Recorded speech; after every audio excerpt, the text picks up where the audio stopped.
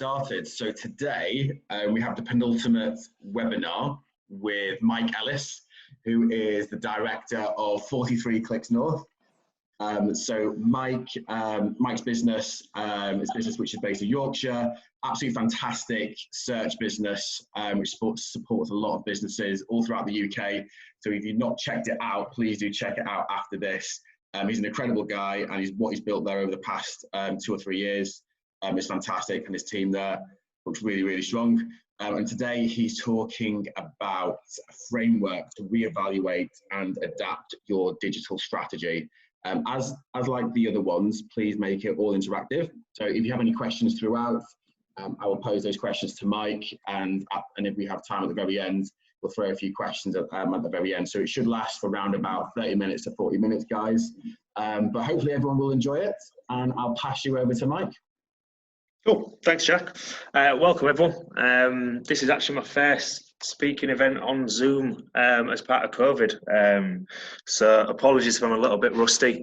If I see your chats come in, I'll try and respond to them, but I have briefed Jack in to try and make me alert to those as well. So I'm going to talk about the framework to reevaluate and adapt your digital strategy. And what I want to start by saying is, the only way you can adapt and reevaluate a strategy is by building a strategy in the first place. Okay, so this framework isn't just for adapting, it's about being able to create it from scratch as well. I'm certain many of you will already have something in place that might look something like this. If not, this will definitely help be able to adapt it off the back of it. So the first thing I want to talk about is the consumer decision-making model. Okay, so this is a psychological theory on how consumers make purchases, engage with services, and ultimately kind of progress through that buying cycle. It's applicable to probably about 90% of industries. The only industries that it doesn't really apply as well to is the hospitality and the leisure industry, and I'll explain why when we get into it in a minute. But regardless of that, if you are in the hospitality or leisure industry, there's still a lot that you can take out of this. There's just a small part of it you just need to think a little bit more about. So the consumer decision-making model is a linear process. It suggests that users move from one to the next through these 5 different stages, which I'll talk through. You can move backwards and forwards, and a user will regress and progress several times throughout the process. But they're unlikely to skip sections, they're unlikely to kind of circle back or anything like that. And from a digital perspective, or from a marketing perspective in general, is that if you're present at each one of these stages for a user, you've got a much greater chance of that purchase ultimately ending up with you as opposed to another competitor. So digital, in my opinion, has quite wrongly focused on bottom of the funnel work, and only really in the last 4 or 5 years has really started to talk much more about top of the funnel stuff. So this, looking at using this to be able to look at each area makes it much easier to be able to hit people at each part of the journey. So the first step in the consumer decision-making model is the identification of a need or a problem. So this may sound quite simple, but every product or service that a business offers is there to solve a problem or a need. The only area that this really doesn't apply to, and this is where it falls down in the hospitality and leisure industry, is around holidays, okay? Because, you know, there's no identification of a need of a holiday, because as people, we always want a holiday, you know, so it becomes less of a linear progress at that point, and more cyclical. But from a general perspective, it works really well. So you'll know your business, you'll know your industry, you'll know what your problems and needs are of your users and how your product or service solves those. Once they've identified that need or a problem, then they're going to go into an informational search in which they're going to start to look for solutions, okay? So this isn't necessarily looking for a product or service, this is looking for a solution to their problem or need. In different industries, this might be short, it might be long. When you're talking B2B, the informational search can be a lot longer than it can be in retail, because we already know a product that may be able to solve our problem as a result. Once we know the product or service we need, then we're going to start to evaluate all the alternatives. And this is where we'll do price matches, we'll look at reviews, we'll look at past case studies. We'll look at the business. We'll start to evaluate lots of different factors to be able to make sure that is this product or service that I'm getting from this particular business the right one for me. Then you go into the purchase phase of engaging with the service, and then you go through a post-purchase evaluation as well. And this is, again, something that's most often missed from a digital perspective and from a marketing perspective, is because once someone engages with the service or makes a purchase, there's an immediate buyer's remorse, and it scales in terms of how big or small that is. And online shopping certainly increases that chance, because you can go spend 100 quid on something online, but then you're not going to see it for a week. You might not see it for a couple of days. And so ultimately you've just parted with something without actually gaining anything. And there's lots of things that we can do as digital marketers to be able to reduce that and improve that customer service. If we can do that, we're going to increase our brand advocacy, and then as a result, push more people into the top of the funnel. So these 5 stages is what we use to be able to create our framework, and it'll make a lot of sense as we progress through. So the framework in itself. So the first thing we need to do for the framework is essentially create a vision, okay? And the vision will be determined by your strategy. And this can be specific to a particular product line. It can be business-wide, it can be department-wide, it can be as specific or as broad as you want it to be, but it needs to be clear in terms of the vision that you're trying to achieve. Everything on this slide is quite generic, and then I'll take you on to how we've actually applied this for one of our clients as well. So then we've got 5 pillars. So this is the first of the pillar, and this pillar is really trying to hit all the people who are at that identification of need stage, okay? So the strategic goal in this point will be anything from increasing brand search volume to increasing followers on Facebook, to increasing shares and engagement. Lots of different things that can fall into the strategic goal here. And what you want to put that in, that'll be unique to you. Then we'll go on to the actions, and it's the actions that we need to put on here, which are the tactics that help us achieve that strategic goal. So some examples that I've put in here, and it's by no means an exhaustive list, but use the media your users are using, engage users on social media, build authority through PR, through digital links and things like that. All of these will help to start get in front of people when they're going through that phase of identifying a need or a problem. The second phase, which is the informational search element, this is probably where digital has focused quite heavily on for the past 20 years, really. And it's quite easy to see why, because this is when we know people are actually in our market and people are actually looking for the product or service, albeit slightly higher because they're looking for that information. So again, the strategic goals in here can be as specific as increase organic traffic by 20%, or it can be as broad as just be visible for when users search for information. It's key to remember here that this is not unique specific to Google in terms of search engines, but there's lots of ways that people will be in the stage of looking for that information that we can still get in front of them, okay? Biddable is obviously a huge part of that, but you can do that in shopping, you can do that in search, you can do that Bing, Google, YouTube, but you've also got paid social, Instagram, TikTok, Snapchat, lots of different ways that you can get that information that your users are going to be looking for to solve the problem in front of people at that point. Increasing visibility in organic rankings is also quite a key one within this. And general content marketing is absolutely huge. Content has become so big in the last 7-8 years, really, that it filters right the way through each one of these stages. You've got to create the content that allows people to get that information to be able to solve the problem. Okay, if you're not creating that content, you're only ever going to be targeting people at the bottom of the funnel, putting a product in front of them once they already know it. And at that point, you're fighting with everyone else when they're doing that search for alternatives. So when they're in the search for alternatives, this is again an area that I think a lot of people don't pay too much attention to. Okay, so once they've already identified the product or service they need, then people naturally go to the realms of, well, they're going to search for that product, they're going to look for that product, so we need to be visible on search engines. Well, yes, 100%, but there's also a lot of other things that we can do. If we're doing things right at stage 1 and stage 2, we're going to be starting to build audience lists that we can then remarket that content to later down the line. And that content that we remarket to them at this stage will be very different to what we do at the second stage. So we might be talking about reviews, testimonials, price matches, competitor reviews, anything that will start to highlight, actually, there is only us who can solve your problem here. At this point, it's really key to be able to kind of be showing out your USPs, and that's what's going to kind of draw people back to you. Another area within this that is huge at the moment and becoming even bigger is affiliates and marketplaces. So affiliates have been around for a long time, and this, excuse me, and they're still going to be, and they're still just as important. But you've now got marketplaces such as Amazon and Facebook and other areas starting to kind of gain a lot more market share.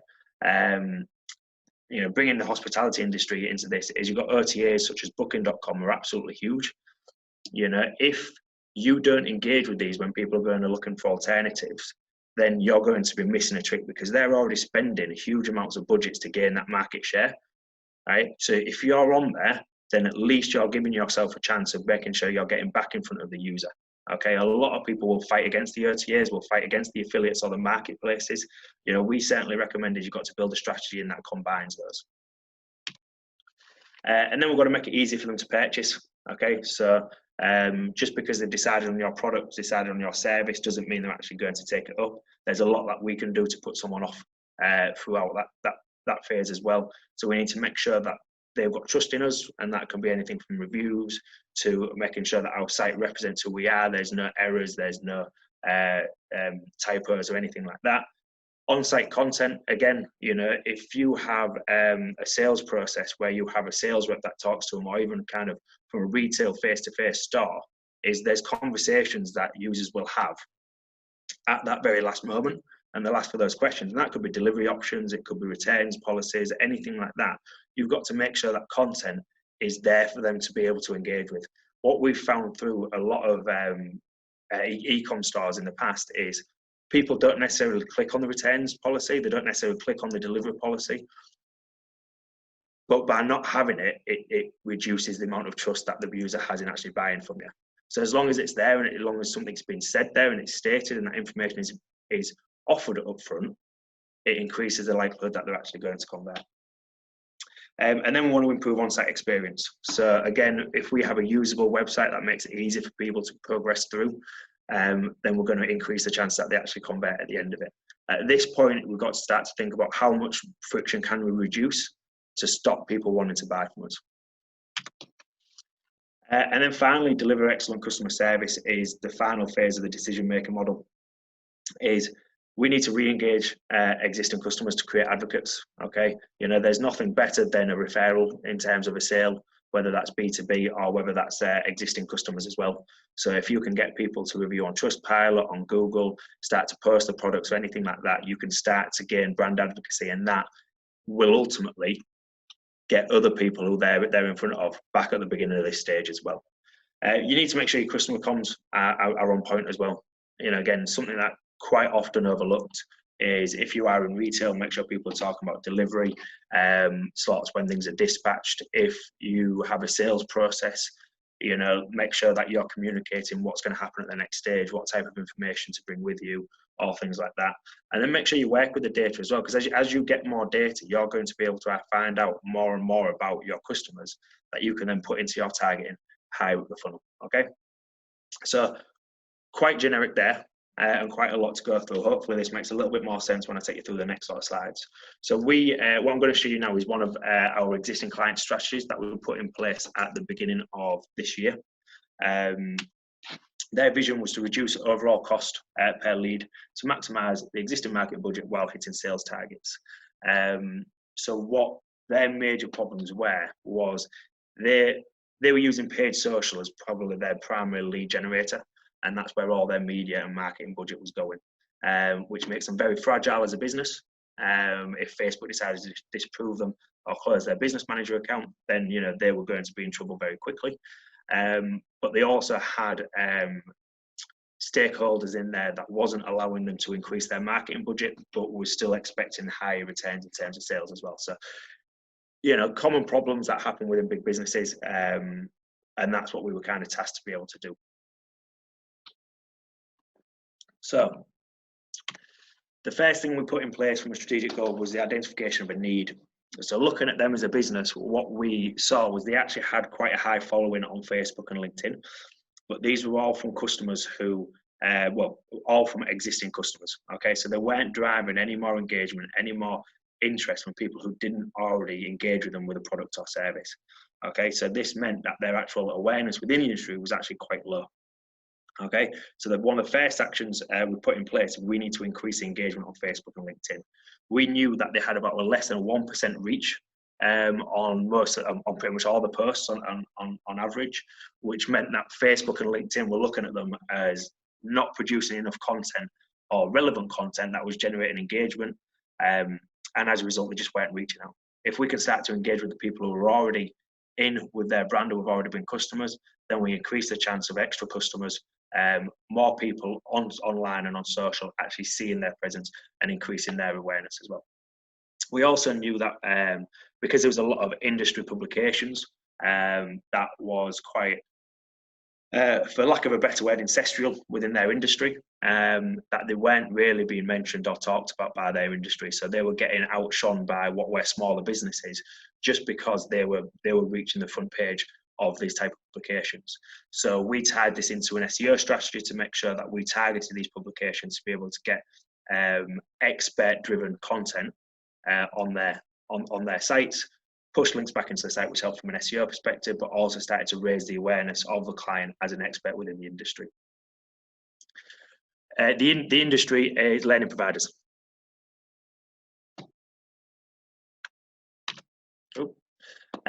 So moving on to the next one. So that was our main strategic goal around increasing the identification of a need stage. It's worth pointing out at this point is it was learning provider. Sorry, not lending.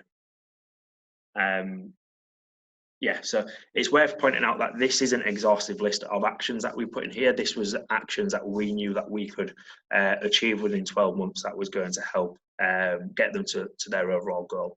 There's always more that can be added into this, but it's about understanding your positioning within the market and what levers you can actually pull for you. So there is an understanding of the marketplace that you'll need for yourself, obviously.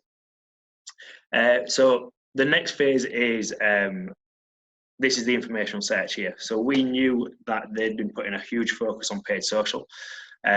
So we knew that we needed to maintain the same lead volume from a paid social perspective. That was fine. We knew that was in there. But we also needed to be able to capture a lot more traffic to the site via Google, because there was such a huge search volume. Their site had been not talked about, not given the attention it needed, and become a bit of a Frankenstein's monster over the past couple of years. So we knew that one of their long-term goals, long-term success, was dependent on gaining traffic from organic search. We also know that that's not an overnight solution. So we had to put a PPC strategy in place as well to be able to capture those in-market users.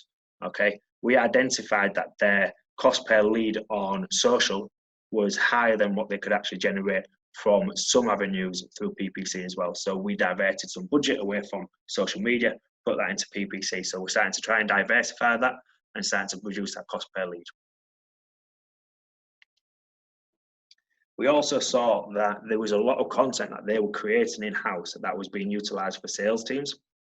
Okay, but this was being used through the sales process and not through any of the channels. So what we did was we looked at that content, we utilized and identified what we could start distributing from social media, from an email perspective, to be able to start to engage more people and drive more people to site. And this allowed us to be able to capture more people, start to engage with more people, and create an audience that we could then remarket and start nurturing to as well. At the evaluation of alternative stage at this point, so this was quite interesting for these, because again, it's all based on content for these guys. They already had the content created, which was a huge benefit for us. Is the first thing we did, because we had these remarketing lists built from PPC, from organic, and from social now, we was able to create remarketing funnels which put content in front of them that was much more specific to advertising them as a provider rather than the actual product. Okay, so this focused on testimonials, reviews, pass rates, other things like this that allowed and added confidence to the user in actually being able to engage with them rather than someone else. We also knew that there was some email capture that was been happening from social previously, whereas and it was relied on the sales teams to be able to engage with those. So we put workflows in place. Okay, putting the workflows in their place meant that they were much more likely to attend the sales calls, much more likely to actually be ready to purchase when those calls happened, and answer a lot of those questions up front as well. So this not only meant that the attendance of the calls were better, but on average, the overall time spent on the calls reduced, because a lot of the questions were answered by these nurturing emails rather than on the sales call themselves as well. So it made it more efficient internally. And then finally, again, like anything else, there are affiliates, there are marketplaces for pretty much every industry. And there was aggregators for their industry that people would go onto to be able to compare, which they weren't utilising. They very much had an internal mantra of, we don't want to look at what the competition are doing, we don't need to be in that space. We convinced them to give it a try, and as a result, they're starting to get a steady stream of leads within there. Okay, they were able to negotiate the price off the back of that, because people will go search, will go find a product that is similar to yours, see if they can get it anywhere else any cheaper. So we put that in place for them as well. A lot of these actions are ongoing, by the way, they're not all complete. Then we've got we're actually helping them convert. So again, we knew we was driving plenty of traffic to site, but one thing they hadn't done well was be able to publish. Although they had a lot of customers who were really happy, they hadn't done well in showing that. So we actually found that on Trustpilot, they'd organically generated around 600 reviews without actually having a Trustpilot account. So we got them to obviously set up their Trustpilot account, display their reviews on site. That started to increase trust. Their Google reviews is something that we're working on at the moment, because that's still particularly quite low. All of this starts to help advocate and kind of give them the content that they need to be able to, convince people that they're trustworthy and they can do actually what they're saying. We also have a robust A/B testing plan in place for them to be able to make sure that their on-site experience is as good as possible. Our aim here is to make it more usable so that people don't actually leave the site or anything like that. And then finally, we put quite an aggressive acquisition remarketing model in place. So we knew that if we'd captured a lead at some point, they'd been in the site and took certain actions, we wanted to get back in front of them as quick as possible. We knew that people who were looking for the courses were ready to make a decision, so we need to get back in front of them quite quickly. So we did quite an aggressive remarketing strategy through paid search and through paid social to be able to get them back in the funnel as well. And then finally, we wanted to improve the review and referral rate of customers. So we knew that we could upsell to existing customers, which they weren't currently utilising. They were instead looking to buy more data and be able to remarket that way, as opposed to utilising the data that they've already got. Because we were starting to put these review systems in place, we found it quite easy to be able to take them through the stage of actually get a review, get a testimonial, and then be able to offer them another product on top of that as well. So that was all part of that stage as well. By doing that and getting them to share on that, we was putting Learner of the Week features on social, which was allowing them to be able to, create the identification of a need or problem for other people, which then fulfills that cycle and puts other people back at the top. So that's how we've applied it for one of our clients. So naturally, by putting one of these strategies in place, it becomes a lot easier to then be able to pivot and be resilient to any kind of changes that happen. So COVID-19 has probably highlighted this more than anything in kind of recent years, really. But there is always something that will come in and throw a spanner in the works, whether it's budget restraints or anything like that. And it's important to be able to have a strategy that is resilient to those changes, but also very adaptable. So what I've done now is, this is the strategy we just went through. All those marked in yellow are things that we knew we couldn't do based on COVID. Okay, so what we saw in the initial phases of COVID-19 for these guys was we saw a lot of search volume drop, and therefore consumer confidence as a result. Our lead volume from social media started to increase quite significantly because there wasn't consumer confidence wanting people to enter into it. This meant that our acquisition remarketing also increased in terms of costs, so we couldn't do that. And because of the consumer confidence down, we couldn't really upsell to existing customers as the decision was made to make sure we was controlling the message of not trying to push people into products or services that they didn't actually want. Okay, so immediately one thing to recognize from there is we've had a full strategy in place there. And yet something as disruptive as COVID, and it will vary from industry to industry, and I don't want to downplay that, is we've only actually seen 4 actions out of our full strategy be really, really impacted to the point that we can't do. We've still got plenty in there that we can work on. The next step is to look at the actions that we're already doing and see if we need to change it and adapt any of these. So if we start at the top of the funnel, so we've got increased engagement on Facebook and LinkedIn, well, we can still continue to do that. The only thing we need to be wary of is the plans that we've got placed underneath this. Do we need to change the conversation that we're having? Okay, and that feeds into the content that's being pushed out there. Can we still gain coverage in relevant industry publications? Well, yeah, completely, because there's still news-worthy content and expert content to be had. Again, you just may need to change some of the conversations that have been had around that. We had a really good bit of coverage lined up for a national newspaper with them. And obviously this happened and was like, well, we can't push this piece out now. In all honesty, it didn't fit well with kind of the feeling of the country at the time. So we looked at it, we worked with a client, and we actually just changed the angle of it. So all the data that we'd pulled together for it was still all relevant. We just had to change the story around it. We still got the coverage. That still leads into the SEO strategy, and we still gain that coverage and that brand awareness for them as well. Can we still increase visibility in organic rankings? Yes, 100%. Again, the content that we push out just needs to be updated and changed to be relevant to what's going on at the moment, but we can still work on technical SEO, we can still work on specific link building. And distributing content that solves users' problems, yeah, the only thing that's changed here is the user's problem.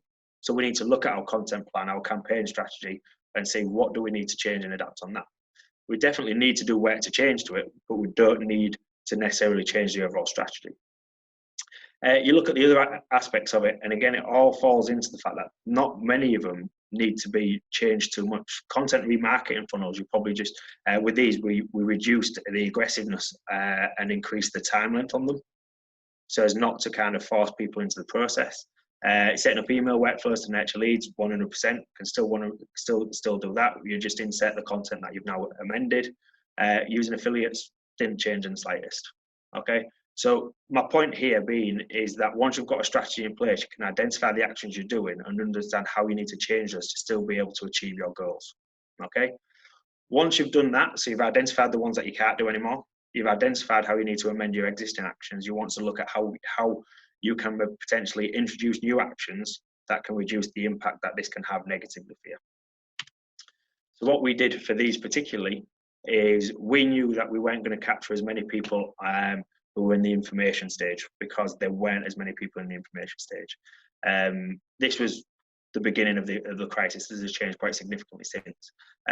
So it was like, well, if we can't put more people into the funnel at that stage, let's see if we can get more people at the top of the funnel. So one thing that we was discussing with them for the future was how we can utilize YouTube to be able to sell their services. So we did a little bit of research on YouTube to see what the views were around related videos that we knew our customers would engage with. Saw that the volume was still there. If anything, it was increasing because people were being at home and on lockdown. So what we did is we created a number of videos that would just go pre-roll in front of a lot of these to be able to start to increase that brand awareness. Okay, we know we're not going to drive a huge amount of traffic from it, but what we're trying to do is increase the awareness within that industry. And that helped us achieve that strategic goal and pivot slightly on that way. We also knew that people were still coming to the site, although it was significantly lower. So we set up a system where we was capturing email addresses on the website. We knew that people weren't willing to sign up and take the product there and then. So instead, we set up a system in which they could redeem discounts for up to 12 months.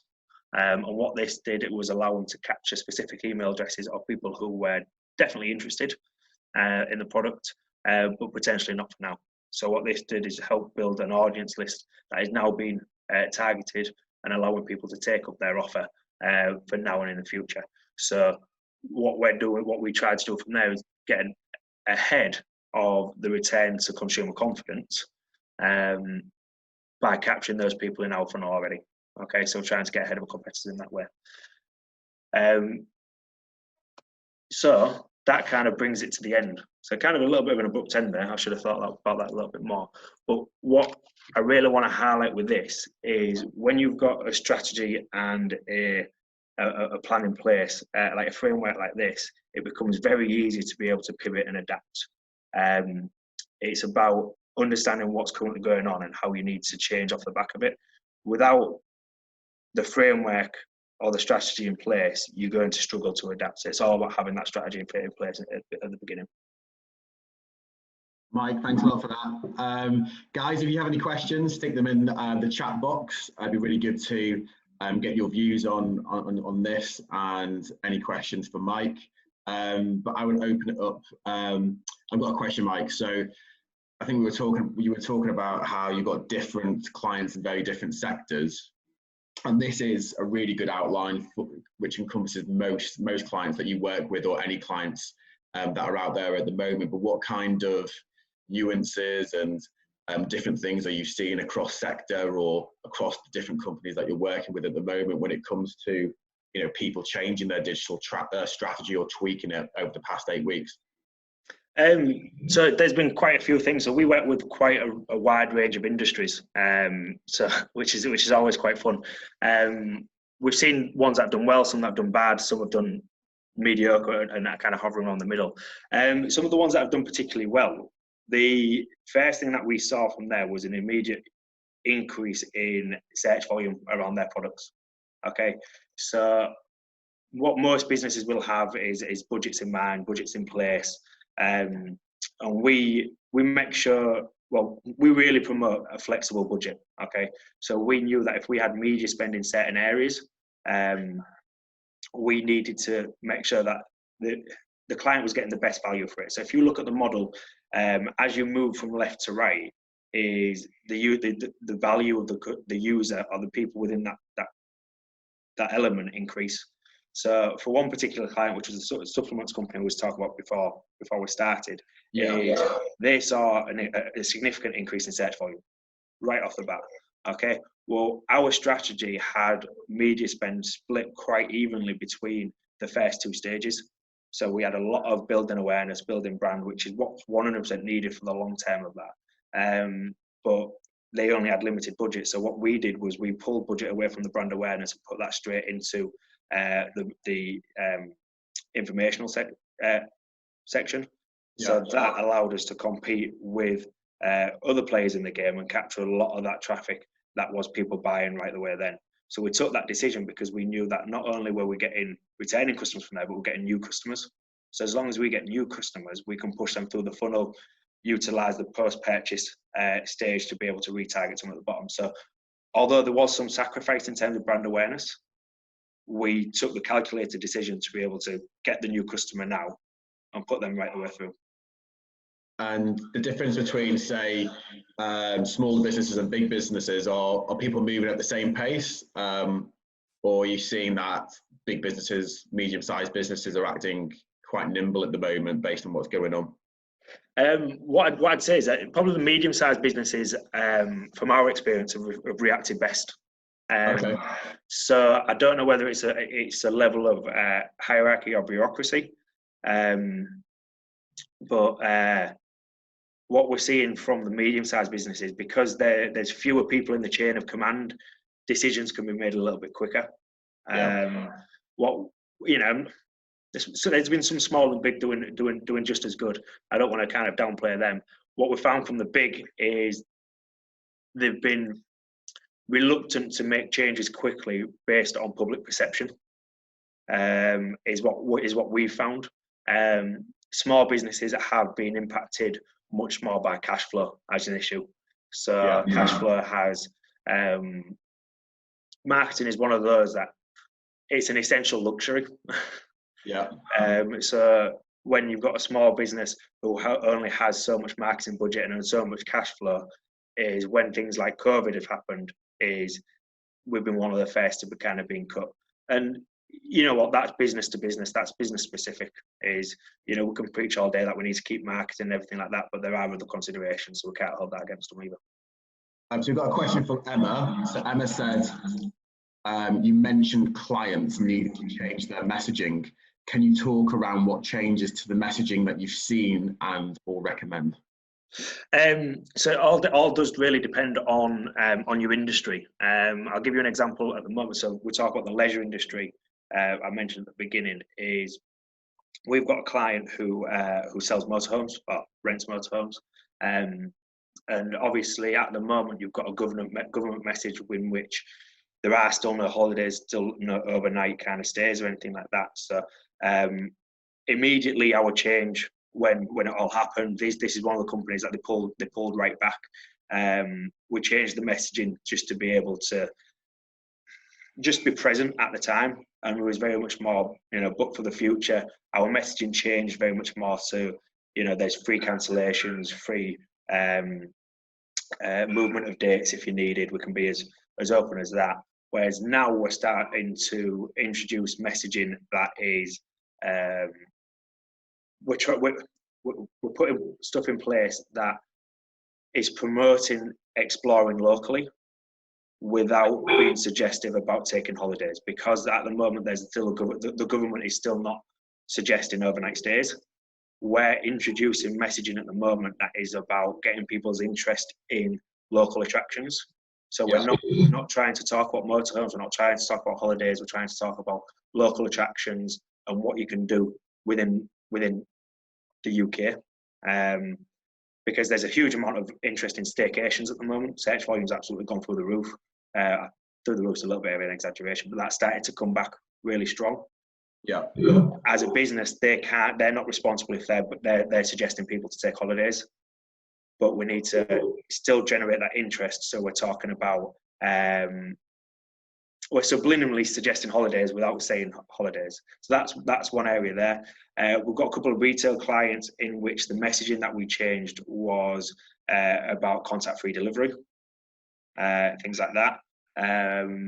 We had some more business construction-related businesses in which we had to kind of talk about directors about what considers essential work, what considers essential maintenance, how to carry out essential maintenance in a socially distant manner.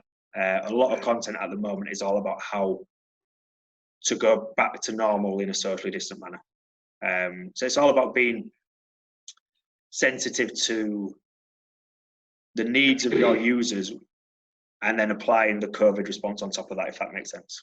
Yeah. So Richard said, not a question, but this is really useful framework and examples. And Jeff said, thank you. Yes, agree, very clear framework. Ruben's got what said. So Ruben said, I would have expected education and learning providers will do incredibly well during this time because people wanted to upskill or have a career change. So yes, you're completely right. So I wanted to use these as an example because this has actually been changed 3 times during the response, and this is the first version of the change. So as we've seen the changes in search volume, the response and everything like that, we've seen a significant adaptability needed from them, but we didn't feel confident showing the most recent version of it. Okay. Jackie's got a question. So there's been talk about the increased importance of purpose and being transparent. Have you any tips on how to take advantage of this? Purpose and being transparent, would that be, could you just explain a little bit more about what you mean by that? Sorry, Jackie.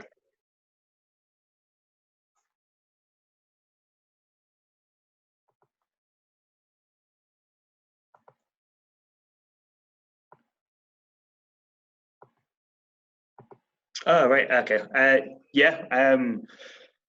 I think it's about just being honest with yourself. So the first thing is you've got to understand your business purpose, and being honest with that is, I was talking to Jack about, we've gone through a bit of a branding exercise, and transparent, yeah, okay, yeah, no, that makes sense. I completely agree. I think gone are the days where you need to be perfect. I think, quite ironically, I'm currently watching Mad Men on Netflix, which is all about ad agencies in the 60s. And, you can look back then and you can start to see that, you had to be perfect as a business. Whereas I think nowadays there's an understanding that no one's perfect and there are issues. And if you start to pretend that you're perfect, you're essentially going to get caught out because you're going to come across an issue. Okay, so if you can set expectations, that's where you're going to start to reduce the friction as much as possible. So we talk about retail is a really good example of this because over the past couple of months, the delivery, the fulfillment services have started to sometimes be really good. Response has been great. Sometimes it's been delayed. There's been issues with suppliers. All things like that have started to throw issues into the works with that. If you're a business in there and you're not being transparent in the information that you're saying there and setting expectations, saying, look, in all honesty, you might get this in 2 weeks. It might take 2 weeks. Right? That user then gets that opportunity to be able to turn around and say, well, actually, am I okay with that or not? And then if they still choose that they're okay with it and you deliver it in 5 days, then what you've done is been able to deliver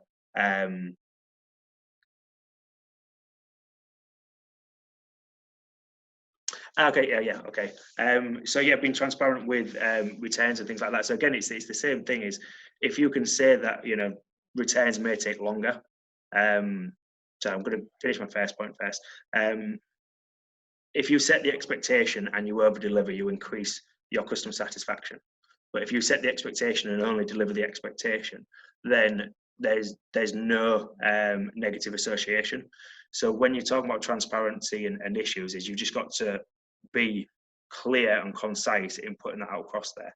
If you're talking about returns and when you're on product pages, there's definitely ways to be able to frame and put messages across. And it's about being able to show that you're willing to give them that information. So the example I gave earlier in terms of like returns and delivery links on product pages, we found that by putting those, say, in the footer, it reduced, people went looking for them just to see that were in there. They didn't want to be deceived by anything. Whereas when we actually put them on there, we found the click-through rate of them wasn't nearly enough to justify them kind of being on there, if that makes sense. So we weren't actually seeing the interaction with them once we're on there. It was just the fact that they were on there. People then see that they're willing to kind of talk about it. So if you think about a parallel of if you speak with a salesperson and, in front of you, they're saying, okay, right, so we've got this to talk about. So this is our returns policy. All the details are in here. You're probably not going to look at it because they're actually giving you it up front. They're offering it to you. And by offering it to you, it shows that they're being transparent and letting you to take a look at it. Okay. So it's kind of that trust element is the fact that you're offering that information, even if they don't necessarily want to engage with that information. I'm not sure if that answered the question or not. Yeah. And then just from your perspective, what do you think, what are your predictions from now until the end of the year? It's like putting your finger in the wind and trying to find out what's going to happen. But just from your perspective, predictions that you have. Yes, well, yeah, I have ideas. I'm not going to say the predictions. I don't want to put too much weight on them.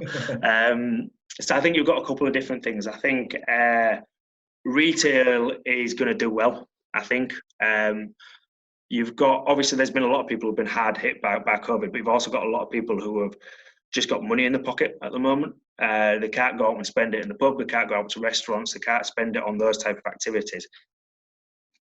So I think there's going to be an element of a bit of a boom in terms of online retail as we progress through the next couple of months. With that, there's going to be a bit of an arms race, and I think we're already starting to see that.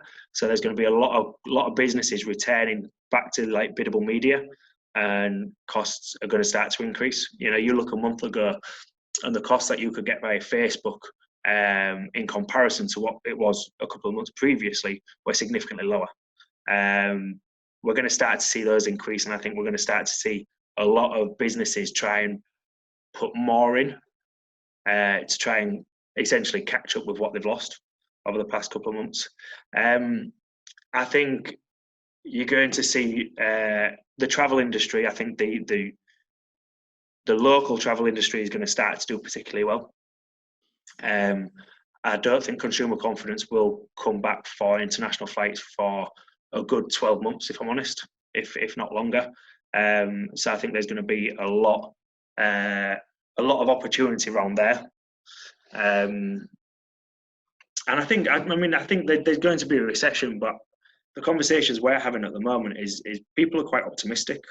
And I think people are starting to see that there is an opportunity that comes out of the challenge. I think people have realised there's just a new way of working. Yeah. You know, the money's still out there, and the business can still be done. And I think there'll be a slow return. I said I think I don't think the recession will be as impactful as it was potentially in the late 2000s. I mean, you were saying before this conversation as well, you're still getting pitches and still getting new business inquiries and things. Yeah.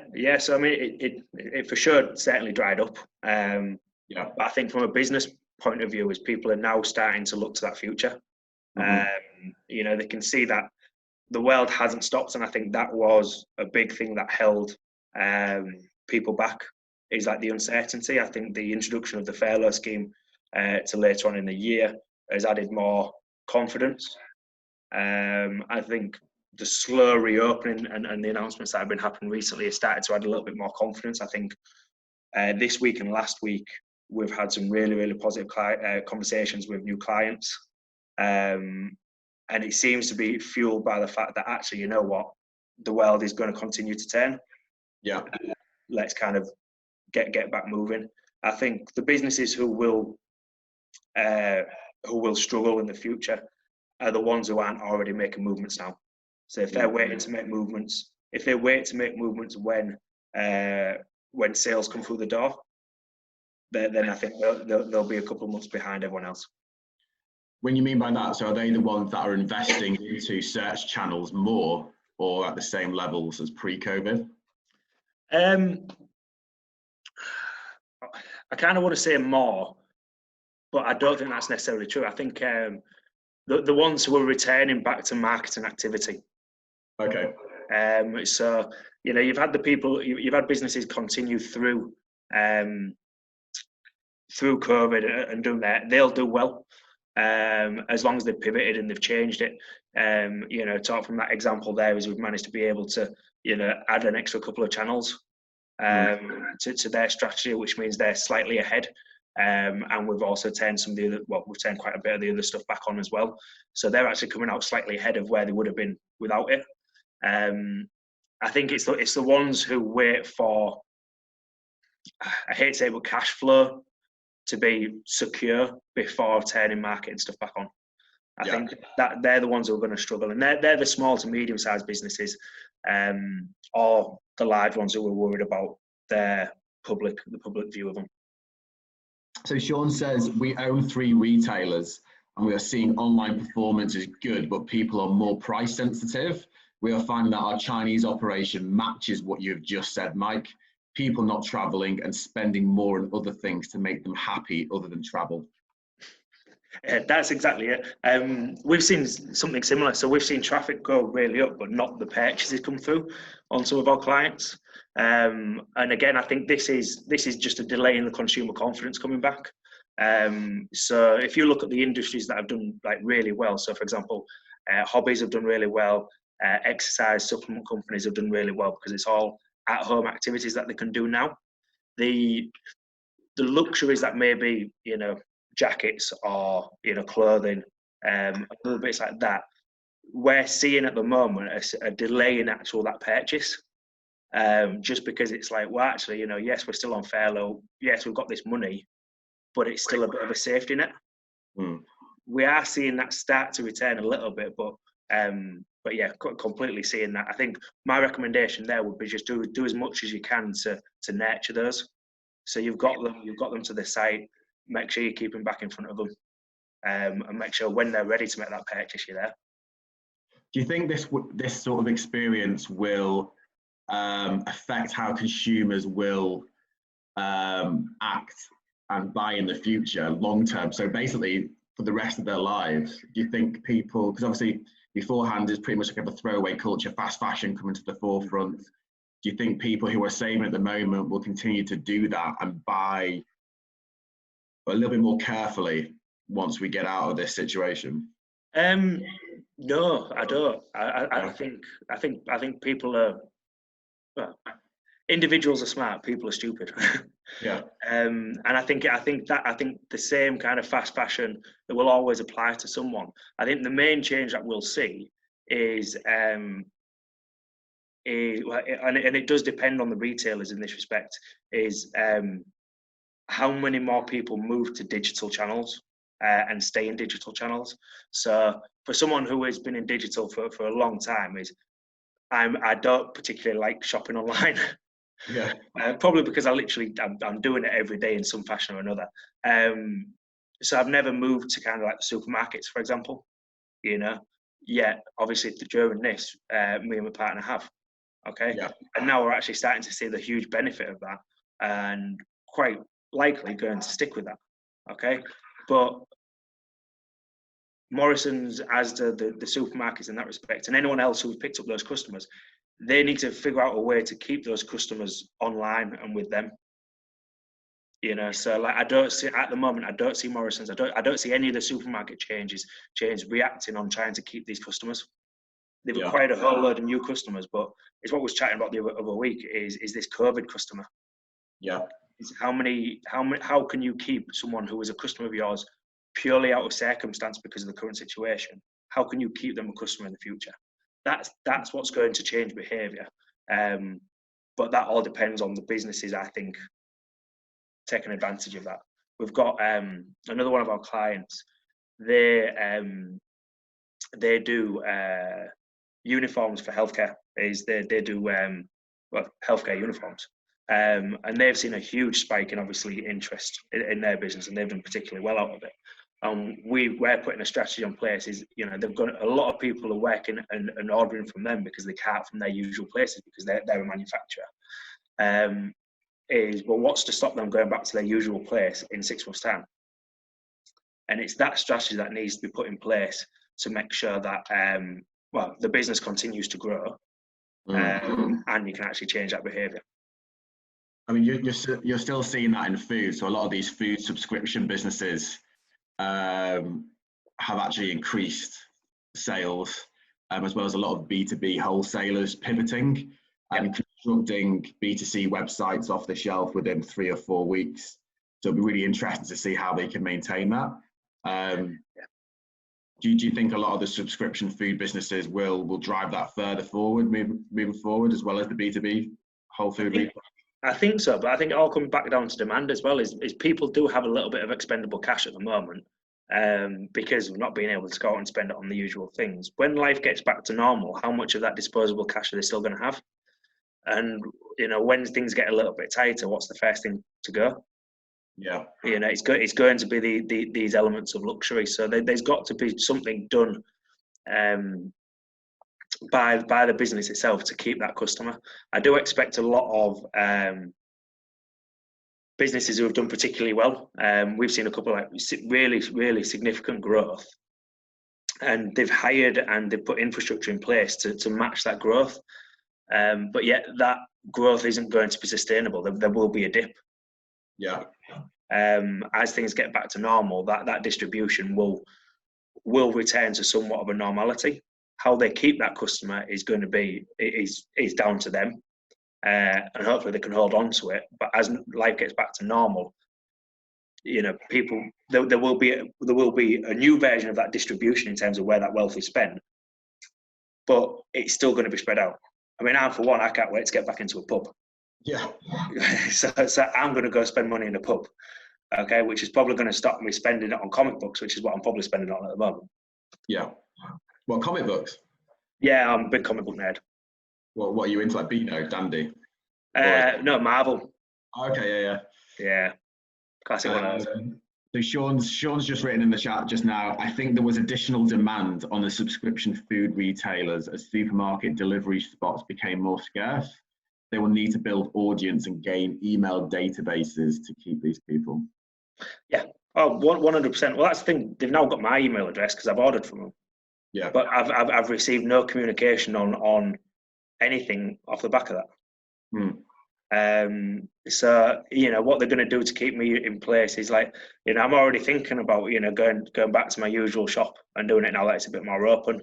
You know, what are they going to do to try and keep me? That's what they've got to do, and they've got to get back in front of it. I've need to see no retargeting ads. I've seen nothing. And you know, you've got to. You don't want to be overly critical of them because you know, it's a very tough situation.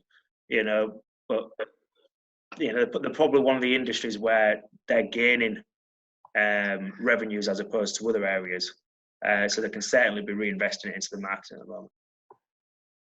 Perfect. There are no other questions there, so we'll round it off there. But appreciate your time today, Mike. Really good presentation, lots of interaction. And if you do want to connect with Mike, Mike's on LinkedIn. Alternatively, if you can't find him on LinkedIn, give me a message and I'll show you where he is. But yeah, again, thanks, Mike, and everyone, thanks a lot for coming today. No problem. If anyone wants a copy of this framework, just get in touch and I'll happily share it with you. Perfect. Thanks, Mike. Cool. Thanks, guys. Bye-bye. Yeah.